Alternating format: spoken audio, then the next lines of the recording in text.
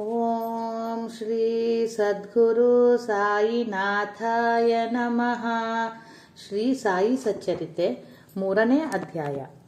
ಶ್ರೀ ಸಾಯಿಬಾಬಾರವರ ಅನುಮತಿ ಮತ್ತು ಭರವಸೆ, ಅವರ ಮಾತೃಪ್ರೇಮ, ಅವರ ಮೃದು ಮಧುರವಾದ ವಚನಗಳು. ಶ್ರೀ ಬಾಬಾರವರ ಅನುಮತಿ ಮತ್ತು ಭರವಸೆ. ಈ ಹಿಂದಿನ ಅಧ್ಯಾಯದಲ್ಲಿ ತಿಳಿಸಿದಂತೆ ಶ್ರೀ ಬಾಬಾರವರು ಸಚ್ಚರಿತೆ ಬರೆಯಲು ಪೂರ್ಣ ಅನುಮತಿ ನೀಡಿದರಷ್ಟೇ. ನಂತರ ಅವರು ಮುಂದುವರೆದು, ನೀನು ಸಚ್ಚರಿತೆ ಬರೆಯುವ ವಿಚಾರದಲ್ಲಿ ನನ್ನ ಸಂಪೂರ್ಣ ಸಮ್ಮತಿ ಇದೆ. ನೀನು ನಿನ್ನ ಕೆಲಸವನ್ನು ಮಾಡು. ನನ್ನ ವಚನದಲ್ಲಿ ನಂಬಿಕೆ ಇಟ್ಟು ಸ್ಥಿರಚಿತ್ತನಾಗು. ನನ್ನ ಲೀಲೆಗಳನ್ನು ಬರೆದರೆ ಆ ವಿದ್ಯೆಯು ನಾಶವಾಗುವುದು. ಅವುಗಳನ್ನು ಶ್ರದ್ಧೆ ಭಕ್ತಿಯಿಂದ ಶ್ರವಣ ಮಾಡಿದರೆ ಭಕ್ತಿ ಮತ್ತು ಪ್ರೀತಿಯ ಅಲೆಗಳು ಮೇಲಕ್ಕೇಳುವವು. ಯಾರು ಇದರ ಒಳಹಕ್ಕು ಪರೀಕ್ಷಿಸುತ್ತಾರೆಯೋ ಅವರಿಗೆ ಜ್ಞಾನವೆಂಬ ಅನರ್ಘ್ಯ ರತ್ನ ಲಭಿಸುವುದು ಎಂದರು. ಇದನ್ನು ಕೇಳಿದ ತತ್ಕ್ಷಣವೇ ನನಗೆ ಧೈರ್ಯ ಬಂದು ಈ ಕಾರ್ಯವನ್ನು ಯಶಸ್ವಿಯಾಗಿ ಪೂರೈಸುತ್ತೇನೆಂಬ ದೃಢವಾದ ನಂಬಿಕೆ ಹುಟ್ಟಿತು. ಆಗ ಬಾಬಾ ಅವರು ಪುನಃ ಶ್ಯಾಮ ಅವರನ್ನು ಕುರಿತು, ಯಾರು ನನ್ನ ನಾಮವನ್ನು ಪ್ರೀತಿಯಿಂದ ಉಚ್ಚರಿಸುತ್ತಾರೆಯೋ ಅವರ ಅಭಿಲಾಷೆಗಳೆಲ್ಲವನ್ನೂ ಈಡೇರಿಸುತ್ತೇನೆ ಮತ್ತು ಅವನಲ್ಲಿ ಭಕ್ತಿ ಹೆಚ್ಚಾಗುವಂತೆ ಮಾಡುತ್ತೇನೆ. ಯಾರು ನನ್ನ ಜೀವನವನ್ನು ಮತ್ತು ಲೀಲೆಗಳನ್ನು ಶ್ರದ್ಧೆಯಿಂದ ಹಾಡುತ್ತಾರೆಯೋ ಅವರನ್ನು ನಾನು ಸರ್ವದಾ ಕಾಪಾಡುತ್ತೇನೆ. ಭಕ್ತರು ನನ್ನ ಲೀಲೆಗಳನ್ನು ಕೇಳಿದಾಗ ಸ್ವಾಭಾವಿಕವಾಗಿ ಸಂತೋಷ ಉಂಟಾಗುತ್ತದೆ. ಅವರಿಗೆ ನಾನು ಅಮಿತಾನಂದವನ್ನು, ಶಾಶ್ವತವಾದ ತೃಪ್ತಿಯನ್ನು ನೀಡುತ್ತೇನೆ. ಯಾರು ಮನಃಪೂರ್ವಕವಾಗಿ ತಮ್ಮ ತನು ಮನ ಧನಗಳನ್ನು ನನ್ನಲ್ಲಿ ಅರ್ಪಿಸುತ್ತಾರೆಯೋ, ಯಾರು ನನ್ನನ್ನು ಅಚಲ ನಂಬಿಕೆಯಿಂದ ಪೂಜಿಸುತ್ತಾರೆಯೋ ಅಂಥವರನ್ನು ಬಿಡುಗಡೆ ಮಾಡುವುದೇ ನನ್ನ ನಿತ್ಯ ಕರ್ತವ್ಯ. ಯಾರು ನನ್ನನ್ನು ಸದಾ ಆರಾಧಿಸುತ್ತಾರೆಯೋ ಅಂಥವರ ಮನಸ್ಸು ಪ್ರಾಪಂಚಿಕ ಸುಖಗಳ ಕಡೆಗೆ ಹೋಗಲಿಚ್ಛಿಸುವುದಿಲ್ಲ.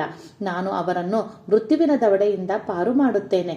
ನನ್ನ ಕಥೆಗಳನ್ನು ಶ್ರವಣ ಮಾಡಿದವರಿಗೆ ಎಲ್ಲ ವಿಧವಾದ ರೋಗಗಳೂ ಗುಣವಾಗುತ್ತವೆ.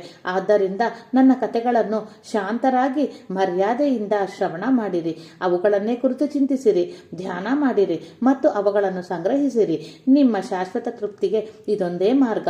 ನನ್ನ ಭಕ್ತರ ಗರ್ವ ಮತ್ತು ಅಹಂಕಾರ ನಾಶವಾಗುತ್ತವೆ. ಶ್ರವಣ ಮಾಡುವವರ ಮನಸ್ಸು ನೆಮ್ಮದಿಯಾಗುತ್ತದೆ. ಮನಃಪೂರ್ವಕವಾಗಿ ಮತ್ತು ಸಂಪೂರ್ಣ ನಂಬಿಕೆಯೆಂದಿರುವವರು ಶ್ರೇಷ್ಠ ಭಾವದೊಡನೆ ನನ್ನಲ್ಲಿ ಐಕ್ಯವಾಗುತ್ತಾರೆ. ಕೇವಲ ಸಾಯಿ ಸಾಯಿ ಎಂದು ನನ್ನನ್ನು ಸ್ಮರಿಸುವುದರಿಂದಲೇ ಅವರ ಪಾಪಗಳೆಲ್ಲವೂ ನಾಶವಾಗುವವು. ಭಕ್ತರಿಗೆ ಅನೇಕ ಕೆಲಸಗಳನ್ನು ವಹಿಸಿದುದು. ಭಗವಂತನು ಭಕ್ತರಿಗೆ ಅವರವರ ಯೋಗ್ಯತೆಗಳಿಗೆ ತಕ್ಕಂತೆ ಅನೇಕ ತರಹದ ಕೆಲಸಗಳನ್ನು ವಹಿಸಿರುತ್ತಾನೆ. ಕೆಲವರಿಗೆ ದೇವಾಲಯಗಳನ್ನು ಮತ್ತು ಮಠಗಳನ್ನು ಕಟ್ಟುವ ಕೆಲಸವು, ಅಥವಾ ನದಿ ತೀರಗಳಲ್ಲಿ ಸ್ನಾನಘಟ್ಟಗಳನ್ನು ನಿರ್ಮಿಸುವ ಕೆಲಸವು, ಮತ್ತೆ ಕೆಲವರಿಗೆ ತನ್ನ ಮಹಿಮೆಗಳನ್ನು ಹಾಡುವ ಕೆಲಸವು, ಉಳಿದವರಿಗೆ ಯಾತ್ರಾ ಸ್ಥಳಗಳನ್ನು ಸಂದರ್ಶಿಸುವ ಕೆಲಸವೂ ವಹಿಸಲ್ಪಟ್ಟಿರುತ್ತದೆ. ಆದರೆ ನನ್ನ ಪಾಲಿಗೆ ಬಂದುದು ಶ್ರೀ ಸಾಯಿ ಸಚ್ಚರಿತೆಯ ರಚನೆ. ಇದಕ್ಕೆ ನಾನು ತೀರಾ ಅನರ್ಹ. ಬಾಬಾರವರ ನೈಜ ಜೀವನವನ್ನು ಯಾರಿಂದ ವಿವರಿಸಲು ಸಾಧ್ಯ? ಅವರ ಅನುಗ್ರಹ ಬಲವೊಂದೇ ಈ ಕೆಲಸವನ್ನು ಯಶಸ್ವಿಯಾಗಿ ಮುಗಿಸಲು ಸಹಾಯವಾಗುವ ಸಾಧನ. ಆದುದರಿಂದ ನಾನು ನನ್ನ ಲೇಖಣಿಯನ್ನು ಕೈಗೆ ತೆಗೆದುಕೊಂಡ ಮರುಕ್ಷಣದಲ್ಲಿಯೇ ಶ್ರೀ ಬಾಬಾರವರು ನನ್ನ ಅಹಂಭಾವವನ್ನು ನಿರ್ಮೂಲ ಮಾಡಿ ತಾವೇ ತಮ್ಮ ಕಥೆಗಳನ್ನು ರಚಿಸಲಾರಂಭಿಸಿದರು. ಈ ಕೆಲಸಕ್ಕೆ ದೊರೆಯಬೇಕಾದ ಸನ್ಮಾನ ಅವರಿಗೆ, ನನಗಲ್ಲ. ನಾನು ಜನ್ಮತಃ ಬ್ರಾಹ್ಮಣನಾಗಿದ್ದರೂ ಸಹ ಶ್ರುತಿ ಮತ್ತು ಸ್ಮೃತಿ ಎಂಬೆರಡು ದೃಷ್ಟಿಗಳಿರಲಿಲ್ಲ. ಆದುದರಿಂದ ಬಾಬಾರವರ ಸಚ್ಚರಿತೆ ರಚಿಸಲು ಅಶಕ್ತನೆಂದು ಭಾವಿಸಿದ್ದೆ. ದೇವರ ಅನುಗ್ರಹದಿಂದ ಮೂಕನೂ ಮಾತನಾಡುವಂತಾಗಬಹುದು, ಕುಂಟನೂ ಪರ್ವತವನ್ನು ದಾಟಲು ಶಕ್ತನಾಗಬಹುದು. ತನ್ನ ಇಚ್ಛಾನುಸರಣೆಯಂತೆ ಕೆಲಸ ಮಾಡಿಸಿಕೊಳ್ಳುವ ಶಕ್ತಿ ಆ ಪರಮಾತ್ಮನಿಗಲ್ಲದೆ ಬೇರ್ಯಾರಿಗೂ ಇಲ್ಲ.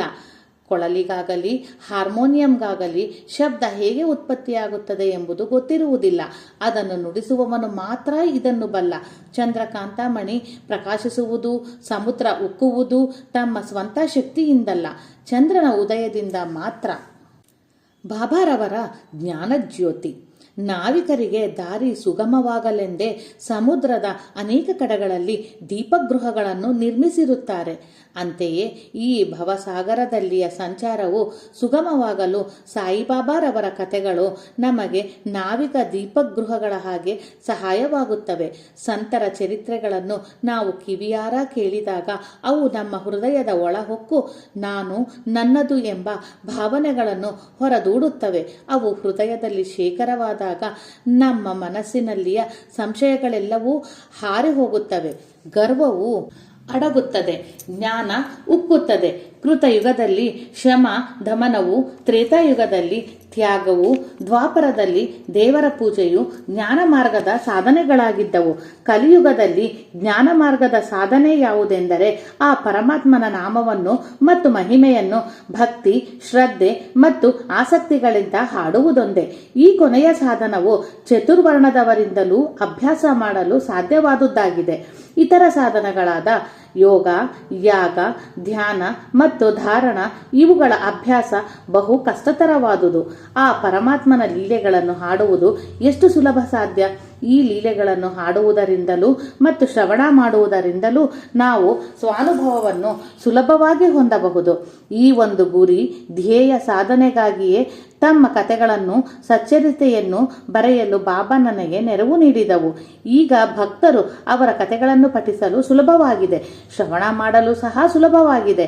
ಹೀಗೆ ಪಠಣ ಮಾಡುವ ಅಥವಾ ಶ್ರವಣ ಮಾಡುವಾಗ ಏಕೈಕ ಚಿತ್ತದಿಂದ ಬಾಬಾರವರನ್ನು ಧ್ಯಾನಿಸಿ ಅವರ ರೂಪವನ್ನು ಮನಸ್ಸಿನಲ್ಲಿ ರೂಪಿಸಿಕೊಳ್ಳಿರಿ. ಆಗ ಗುರು ಮತ್ತು ದೇವರಲ್ಲಿ ಭಕ್ತಿಯುಂಟಾಗುತ್ತದೆ. ಅಲಿಪ್ತತೆ ಉಂಟಾಗಿ ಭಕ್ತರು ಸ್ವಾನುಭಾವವನ್ನು ಹೊಂದಬಹುದು. ಸಾಯಿಬಾಬಾರವರ ಮಾತೃವಾತ್ಸಲ್ಯ. ಗೋವಿಗೆ ತನ್ನ ಕರುವಿನ ಮೇಲೆ ಎಷ್ಟು ಮಮತೆ ಇರುತ್ತೆಂಬುದು ಎಲ್ಲರಿಗೂ ವೇದ್ಯವಾದ ವಿಷಯ. ಅದರ ಕೆಚ್ಚಲು ಹಾಲಿನಿಂದ ತುಂಬಿರುವಾಗ ಕರುವು ತನ್ನ ತಲೆಯಿಂದ ಕೆಚ್ಚಲನ್ನು ಒತ್ತಿ ಮೊಲೆಗಳಿಗೆ ಬಾಯಿ ಇಟ್ಟಾಗ ಹಾಲು ಹೇಗೆ ಧಾರಾಕಾರವಾಗಿ ತನ್ನಷ್ಟಕ್ಕೆ ತಾನೇ ಬರುತ್ತದೆಯೋ ಅದೇ ರೀತಿ ಕಂದನಿಗೆ ಹಾಲು ಬೇಕಾದಾಗ ಮಾತೆಯಾದವಳು ಎಷ್ಟು ಪ್ರೀತಿ ಮತ್ತು ಆದರಗಳಿಂದ ಅದಕ್ಕೆ ಹಾಲು ನೀಡುತ್ತಾಳೆ. ಮಗುವಿನ ಉಡಿಗೆ ತೊಡಿಗೆಗಳಲ್ಲಿ ಅವಳಿಗೆಷ್ಟು ಆನಂದ. ಆದರೆ ಮಗುವಿಗೆ ಮಾತ್ರ ಅವುಗಳ ಕಡೆ ಗಮನವಿರುವುದಿಲ್ಲ. ಆದರೆ ಅವಳು ತನ್ನ ಮಗುವನ್ನು ಅಲಂಕಾರವಾಗಿ ಶೃಂಗರಿಸಿ ಕಣ್ತುಂಬ ನೋಡುವಳಲ್ಲವೇ? ಆಗ ಅವಳ ಆನಂದಕ್ಕೆ ಪಾರವಿರುತ್ತದೆಯೇ? ಮಾತೃಪ್ರೇಮವೆಂಬುದು ಅಗಾಧ, ವಿವರಣಾತೀತ. ಅದಕ್ಕೆ ಸರಿಸಮವಾದ ಪ್ರೀತಿ ಬೇರೊಂದಿಲ್ಲ. ಹಾಗೆಯೇ ಸದ್ಗುರುಗಳು ತಮ್ಮ ಶಿಷ್ಯವೃಂದಕ್ಕೆ ಅದೇ ತರಹದ ಮಾತೃವಾತ್ಸಲ್ಯವನ್ನು ತೋರುತ್ತಾರೆ. ಶ್ರೀ ಸಾಯಿಬಾಬಾ ಅವರಲ್ಲಿಯೂ ಇದೇ ತರಹದ ಮಾತೃವಾತ್ಸಲ್ಯವಿತ್ತು. ಉದಾಹರಣೆಗಾಗಿ ನಾನು 1916ರಲ್ಲಿ ಸರಕಾರಿ ಕೆಲಸದಿಂದ ನಿವೃತ್ತನಾದೆ. ನನಗೆ ಬರುತ್ತಿದ್ದ ವಿರಾಮ ವೇತನದಿಂದ ಸಂಸಾರ ನಿರ್ವಹಣೆ ಕಷ್ಟವಾಗಿತ್ತು. ಅಂದು ಗುರುಪೌರ್ಣಿಮೆ. ಆಷಾಢದ 15ನೇ ದಿನ. ನಾನು ಭಕ್ತರೊಂದಿಗೆ ಶಿರ್ಡಿಗೆ ಪ್ರಯಾಣ ಬೆಳೆಸಿದೆ.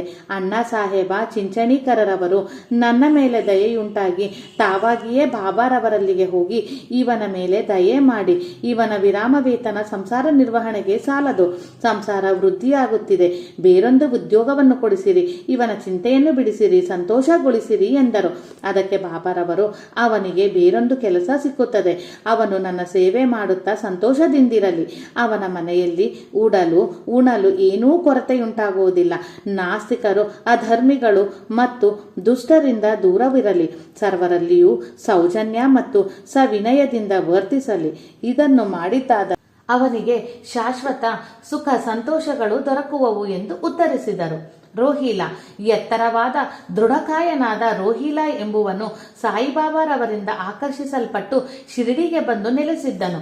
ಅವನು ಪ್ರತಿದಿನವೂ ರಾತ್ರಿ ಕುರಾನ್ ಪವಿತ್ರ ಗ್ರಂಥವನ್ನು ಜೋರಾಗಿ ಕರ್ಕಶ ಧ್ವನಿಯಲ್ಲಿ ಹಾಡುತ್ತಿದ್ದನು ಮತ್ತು ಅಲ್ಲಾಹೋ ಅಕ್ಬರ್ ಎಂದು ಜೋರಾಗಿ ಕೂಗಿಕೊಳ್ಳುತ್ತಿದ್ದನು. ಶಿರಡಿಯ ಜನರಿಗೆ ಹಗಲಿನಲ್ಲಿ ಬೇಸೆತ್ತು ರಾತ್ರಿ ಮನೆಗೆ ಬಂದು ಕುಳಿತಾಗ ಇವನ ಕರ್ಕಶ ಧ್ವನಿಯಿಂದ ಬೇಜಾರಾಗುತ್ತಿತ್ತು. ಇದರಿಂದಾಗಿ ರಾತ್ರಿ ನಿದ್ದೆಗೂ ಅವಕಾಶವಿಲ್ಲದೆ ತೊಂದರೆಯಿಂದಿದ್ದರು. ಸ್ವಲ್ಪ ದಿನ ತಾಳ್ಮೆಯಿಂದಿದ್ದರು. ಒಂದು ದಿನ ತಾಳ್ಮೆ ಮೀರಿ ಬಾಬಾರವರ ಬಳಿಗೆ ಬಂದು ಈ ಉಪದ್ರವವನ್ನು ಹೇಗಾದರೂ ಮಾಡಿ ತಪ್ಪಿಸಿ ಎಂದು ಬೇಡಿಕೊಂಡರು. ಬಾಬಾರವರು ಆ ಮಾತಿಗೆ ಗಮನ ಕೊಡಲಿಲ್ಲ. ಅದಕ್ಕೆ ಬದಲಾಗಿ ಹಳ್ಳಿಯವರನ್ನೇ ತರಾಟೆಗೆ ತೆಗೆದುಕೊಂಡು, ನಿಮ್ಮ ಕಾರ್ಯ ನೀವು ಮಾಡಿ, ರೋಹಿಲಾನ ಗೊಡವೆ ಏಕೆ? ರೋಹಿಲಾಗೆ ಒಬ್ಬ ಕೆಟ್ಟ ಪತ್ನಿ ಇದ್ದಾಳೆ, ಆದುದರಿಂದ ಅವನು ಈ ರೀತಿ ಮಾಡುತ್ತಾನೆ. ದೇವರ ಸಂಕೀರ್ತನದಿಂದ ಅವಳು ಅವನ ಕಡೆಗೆ ಬರುವುದಿಲ್ಲ ಎಂದು ಹೇಳಿ ಕಳುಹಿಸಿದರು. ನಿಜವಾಗಿಯೂ ರೋಹಿಲಾಗೆ ಪತ್ನಿಯೇ ಇರಲಿಲ್ಲ. ಬಾಬಾರವರು ಪ್ರಸ್ತಾಪಿಸಿದ ರೋಹಿಲಾನ ಪತ್ನಿ ದುರ್ಬುದ್ಧಿ, ಕೆಟ್ಟ ಯೋಚನೆಗಳು. ಬಾಬಾರವರಿಗೆ ದೇವರ ನಾಮ ಸಂಕೀರ್ತನವು ಪ್ರಿಯವೆನಿಸಿದುದರಿಂದ ರೋಹಿಲಾನನ್ನು ರಕ್ಷಿಸಿದರು. ಬಾಬಾರವರ ಅಮೃತ ವಚನಗಳು. ಒಂದು ದಿನ ಶ್ರೀ ಬಾಬಾರವರು ಮಧ್ಯಾಹ್ನದ ಆರತಿ ಸಮಯದಲ್ಲಿ ಭಕ್ತರಿಗೆ ಈ ಕೆಳಗಿನ ಹಿತವಚನಗಳನ್ನು ನೀಡಿದರು. ನೀವು ಎಲ್ಲಿಯೇ ಇರಿ, ಏನೇ ಮಾಡುತ್ತೀರಿ, ನೀವು ಮಾಡುವ ಪ್ರತಿಯೊಂದು ಕೆಲಸವನ್ನು ನಾನು ಬಲ್ಲೆನೆಂಬುದನ್ನು ಜ್ಞಾಪಕದಲ್ಲಿಡಿ. ನಾನು ಸರ್ವರ ಹೃದಯದಲ್ಲಿಯೂ ಅಡಗಿರುತ್ತೇನೆ. ನಾನು ಪ್ರಪಂಚದಲ್ಲಿನ ಸಮಸ್ತ ಸಚರಾಚರಗಳನ್ನು ಆವರಿಸಿರುತ್ತೇನೆ. ನಾನೇ ಪ್ರಪಂಚದ ಸಮಸ್ತ ವಸ್ತುಗಳ ಮೂಲಸ್ಥಾನ, ತ್ರಿಗುಣಗಳ ಸಮ್ಮಿಳನ, ಸರ್ವ ವಸ್ತುಗಳ ಸೂತ್ರಧಾರಿ. ನಾನೇ ಸೃಷ್ಟಿಕರ್ತ, ರಕ್ಷಕ, ವಿನಾಶಕಾರ.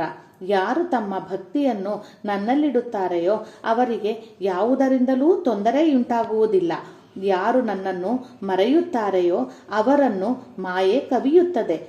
ಸಣ್ಣ ಇರುವೆ, ಕಣ್ಣಿಗೆ ಕಾಣಿಸುವ ಸಚರಾಚರ ಪದಾರ್ಥಗಳು ಮತ್ತು ಸಕಲ ಜೀವರಾಶಿಗಳೆಲ್ಲವೂ ನನ್ನ ದೇಹ ಮತ್ತು ಸ್ವರೂಪ. ಇಂತಹ ಸೊಗಸಾದ ಮತ್ತು ಅಮೂಲ್ಯವಾದ ವಚನಗಳನ್ನು ಕೇಳಿದ ಕೂಡಲೇ ಗುರುವಿನ ಸೇವೆ ಮಾಡಲು ನಿರ್ಧರಿಸಿದೆ. ನನಗೆ ಬೇರೆ ಕೆಲಸ ಸಿಗುತ್ತದೆ ಎಂದು ಬಾಬಾರವರು ಹೇಳಿದ ಮಾತುಗಳು ನನ್ನ ಜ್ಞಾಪಕದಲ್ಲಿ ಮರುಕಳಿಸಿ ಅದು ಯಾವಾಗ ಈಡೇರುವುದೋ ಎಂದು ಯೋಚಿಸತೊಡಗಿದೆ. ಮುಂದೆ ಬಾಬಾರವರ ಮಾತುಗಳು ನಿಜವಾದವು. ನಾನು ಸರ್ಕಾರಿ ಕೆಲಸ ಮುಂದುವರೆಸಿದೆ. ನಂತರ ನನ್ನ ಜೀವನವನ್ನು ಬಾಬಾರವರ ಸೇವೆಗೆ ಮೀಸಲು ಮಾಡಿದೆ. ವಾಚಕರಲ್ಲಿ ಒಂದು ಭಿನ್ನಹ, ಜಾಡ್ಯತನ, ನಿದ್ದೆ, ಚಂಚಲತೆ ಇವೇ ಮೊದಲಾದ ಅನೇಕ ತರಹದ ಆತಂಕಗಳನ್ನು ದೂರ ಮಾಡಿರಿ. ನಿಶ್ಚಲ ಚಿತ್ತದಿಂದ ಶ್ರೀ ಸಾಯಿಬಾಬಾರವರ ಕತೆಗಳ ಕಡೆಗೆ ಗಮನವಿಡಿ ಮತ್ತು ಭಕ್ತಿಯ ರಹಸ್ಯವನ್ನು ತಿಳಿಯಿರಿ. ಇದು ನಿಮ್ಮ ಪಾಪಗಳನ್ನು ತೊಲಗಿಸಿ ಮುಕ್ತಿಯನ್ನು ದೊರಕಿಸುತ್ತದೆ. ಬಾಬಾರವರು ಸರ್ವರ ಹೃದಯದಲ್ಲಿಯೂ ಸಿಂಹಾಸನಾಸೀನರಾಗಲಿ. ಮುಂದಿನ ಅಧ್ಯಾಯದಲ್ಲಿ ಶ್ರೀ ಬಾಬಾರವರು ಶಿರಡಿಗೆ ಹೇಗೆ ಬಂದರು ಎಂಬುದರ ಬಗ್ಗೆ ಪ್ರಸ್ತಾಪ ಮಾಡುತ್ತೇನೆ. ಶ್ರೀ ಸಾಯಿ ಪ್ರಣಾಮ.